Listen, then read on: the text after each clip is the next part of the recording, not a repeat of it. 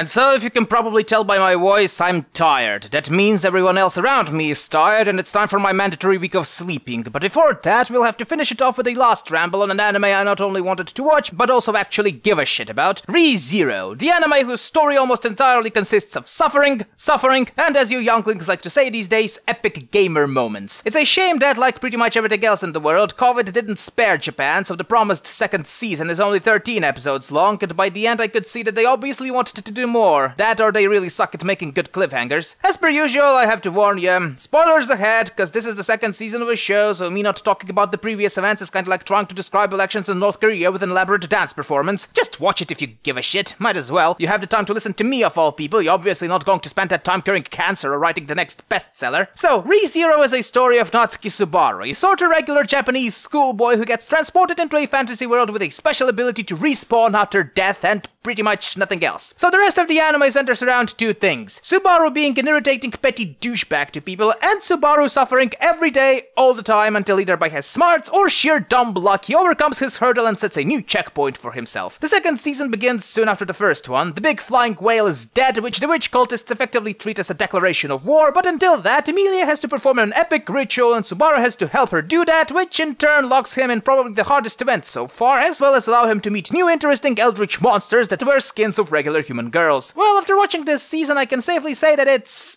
pretty much the same as the first season in both positives and negatives. I would say that the characters are still the strongest point of the show in general. As much as I hate to admit it, Subaru's character is just that sympathetic enough for his dickishness to be explained, and to some people perhaps even be justified, and others are basically acting the way you'd expect them to act. The introduction of witches properly into the story was slightly predictable. After all, this is still an isekai anime, but the witches themselves were done pretty nicely, and that they're just human enough to understand their actions, yet eldritch enough to understand why they have such a bad reputation. The music is also very nice, especially during witch encounters, aka the scenes that really need a good track, and the graphics are about on the same level as they were before. Unfortunately, that it's pretty much the same as the first season also means that all the flaws are there as well. That is to say, if you didn't like Subaru in the first season, don't you like Subaru in this one either, as not only he gets incredibly whiny constantly, but also tends to act irrationally and forget things that would make his life a lot easier. The overall plot of the season also felt a bit convoluted for my tastes. While not incomprehensible and everything gets explained by the end, I get the feeling that people might get lost while trying to follow the story. It doesn't help that it also ends just when it gets interesting, and to balance the seriousness of this whole all in all, I'm not really sure what I'm supposed to say about it, really.